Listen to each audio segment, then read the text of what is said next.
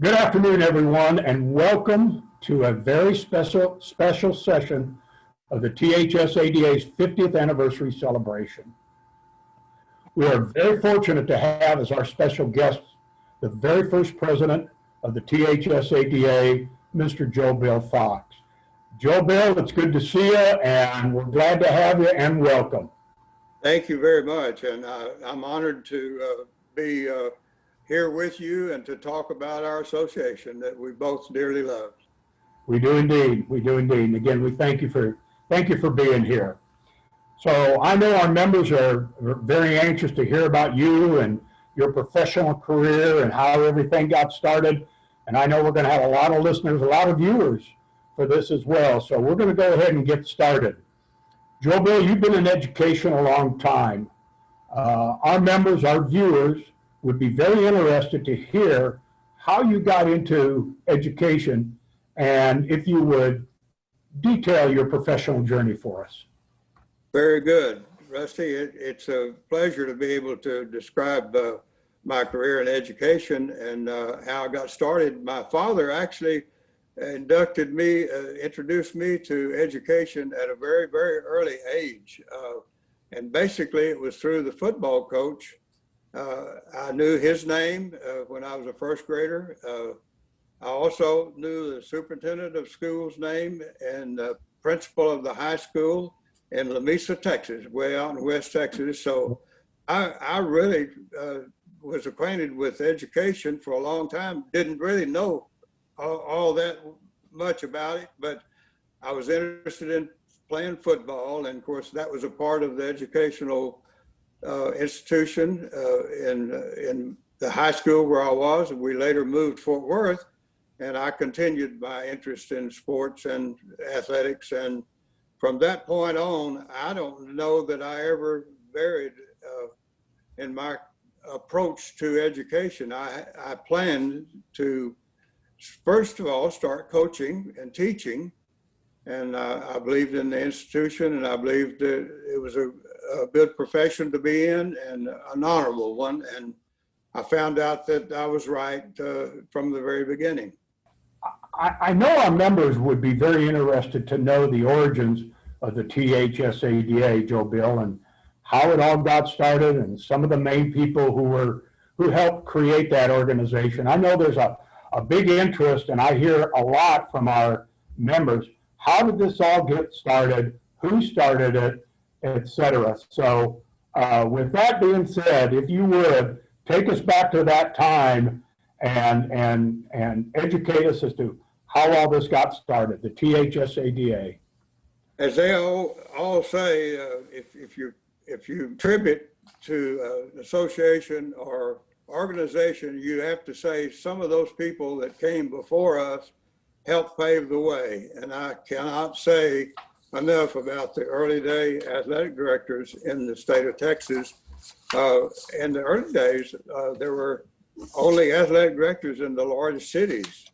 And I happened to know most of those folks. Later on, at least I knew their names, and they were very prominent even when I was a player in high school. And later on, found out that those 4 or 5 athletic directors kind of paved the way in the foundation. They had a little organization together, I'm sure. But later on in the 1960s, things changed in Texas. We grew a great deal, and a number of schools came in, and the association, the organization of Interscholastic League was keeping up with everything. The Coaches Association was expanding. Everything expanded, but the administrative part of athletics. And it wasn't long that we found during the 60s a need for a more close association in order to communicate and build our programs. So actually in the late 60s, we started feeling a need to get together. Early 70, I'll have to mention Joe Tusa as our modern day founder of our association. When I say founder, he really had the bright idea, and he was a Houston athletic director, of trying to get things together, and he organized a meeting in Houston during a time when there was a national physical education meeting in Houston, and he sent notices out to all the folks who were serving as athletic director that why don't we all come to that meeting? Many of us were associated with physical ed also at that time, and so a number of us got together, and during a session, Joe Tusa actually provided a room, rented a special room, a suite in the Rice Hotel, and everyone knew when to go. We met one afternoon after all the other sessions were over, and we started talking about an athletic association. I think there were 22 people there. Those 22 people, you know, I could probably recite some right now. I know I can't remember all of them. Each one was as important as the other. Again, Joe Tusa got the meeting together, and we started off the meeting saying need. Immediately, we knew we had a need to get together. We were fastly approaching the admission of all girls athletics. You know, Title IX had just come in. We were all frustrated with how we're going to do this, how we're going to provide this, facilities, equipment, etc. So there were a lot of needs. And then I mentioned a lot of new schools came in. Schools like Lubbock, Midland. I mean, towns like Lubbock and Midland had been one school town for many, many years. All of a sudden, they had 2, 3 high schools. And so there was a need for athletic administration within each school, and then, of course, statewide. Back to the meeting at the Rice Hotel, I don't know how long we met. We didn't meet a couple of hours, but everybody was so enthusiastic about forming an association. Chuck Shorty Lawson was his assistant, a renowned football official in the state of Texas during the 50s and 60s. Wendland Knowles, and I know I'll leave people out, but Lon Goldstein, Joe Golding from Wichita Falls was at that meeting. Pruitt from Victoria. Yeah. Oh gosh, just a number of, I mean, I was in awe at the meeting with all the people there. Stony Phillips, Lon Goldstein from Fort Worth. We had representatives from Dallas, ISD, Pete Schulte from Baytown. All of these people were instrumental in getting started, and many that I can't not think of right now, but they were just as important. And I just want to say this, that from that meeting, that start of that meeting, the enthusiasm was there. And we decided then to meet, and the best time to meet would be right after the state basketball tournament. And we decided, as I was in San Antonio at Northeast School District then as athletic director. So after I was elected president, I forgot about that part, which was That's a very important part, yeah.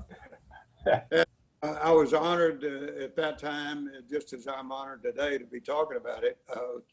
I don't know why I was among the youngest people there, and all these guys, I think they wanted some younger person to take over, and so they elected me president. And I think Lon Goldstein was one of the officers, and Stony Phillips from the Houston area was one of them. So we decided to meet in San Antonio the week after state basketball tournament. That was a little bit of a lull, though athletics really doesn't have a lull in our association and in our state. But anyway, we decided to meet there then. And then the next meeting we were going to have would be at the Coaching School Association meeting in August, I believe. At that time, they met in August. So we were going to meet twice a year. And that's about all we decided, other than that we're going to form an association. And it was discussed, and Joe THSADA may have known, but the National Athletic Directors Association for public schools and high schools had been formed a few years earlier, and Joe knew about a meeting that was coming up in Denver. I'm not sure. Well, I remember now. It was during the playoffs. But I had to miss, well, I didn't miss a playoff game, but I missed a couple of days of selling tickets because Joe THSADA and I went to that meeting in Denver, and we attended that national meeting, and we got some ideas of what they were doing, how they were doing it. It was a great situation. So then right after basketball season is when we got together then and met. We had our officers, and I'm not sure, I think I was totally in charge of the program. I can't remember anything else other than I tried to get a few speakers there locally, and Henry Franca did not get to come, but Henry Franca was another instrumental person in high school coaches in Texas and college coach. And of course, he had a clinic for years and years, and that clinic may still be going. I don't know, but Henry was a great supporter of our organization in the early day years. But we had that meeting, and Kelly Horn was my assistant in Northeast San Antonio. Kelly helped when we formed that first meeting. Kelly and I were staff, and I had a couple of 3 high school coaches that were under me, and they got together and they helped me. A.S. Carley and Bobby Jack Price and John Ferreira and others helped put this first meeting together. And by George, we sent out notices, and we got the Hotel La Montion Hotel right on the river in San Antonio, a meeting room that would hold 50 or 60 people. And they did that on the credit. They rented that room on the credit because I don't think I had a credit card at that time. So and whatever my name meant, it meant that we got that room, and we were going to pay for it after the athletic directors came and paid their fee, whatever we charged. And so we did pay for our room, and we had enough money for that. But anyway, we had a good meeting. I think 50 or 60 people came, representation from across the state, which was good. We didn't have any one particular area. We had Valley, we had East Houston, Beaumont, we had Texarkana, we had Panhandle, far West Texas, El Paso. So we had a good nucleus, had a good meeting. From that start, we I think established what I've witnessed when I've attended some of the association's meetings. Rusty, you've been kind enough to invite us to attend, and what I see is total professionalism among the association. I cannot tell you how impressed I've been. So from the start till now, I can say I'm very proud of it. We met a couple of more times in San Antonio. Lon Goldstein and Stony Phillips, I think, followed me as president, and then they had a little more time to put some programs together, and we had a little more in-depth programs maybe than we did that first year, but we grew. We got more people involved. Some had not been able to attend before, and we did have some coaches who also were athletic directors attend, which that was certainly open, and we encouraged that. After that, it took off, and I attended a little bit some of the meetings. I attended all the meetings until I left as athletic director, but I took a little turn in my career, and a lot of things happened in the association when I was away from it day to day. It grew beyond my expectations, and it's still growing beyond my expectations. But anyway, that's basically how that got started. Once it got started, I mentioned the girls' athletic program came in. It was so instrumental in how we were able to communicate with one another during that time and provide leadership for girls coming into the sport, which, by the way, was fantastic. You realize that we doubled participation almost overnight. And it was good. It's still good. Joe Bill, I appreciate, and we appreciate the time. We appreciate your thoughts, your input, and our ability to move into the 50th year. Who would have thought? Couldn't believe it. I can't believe it.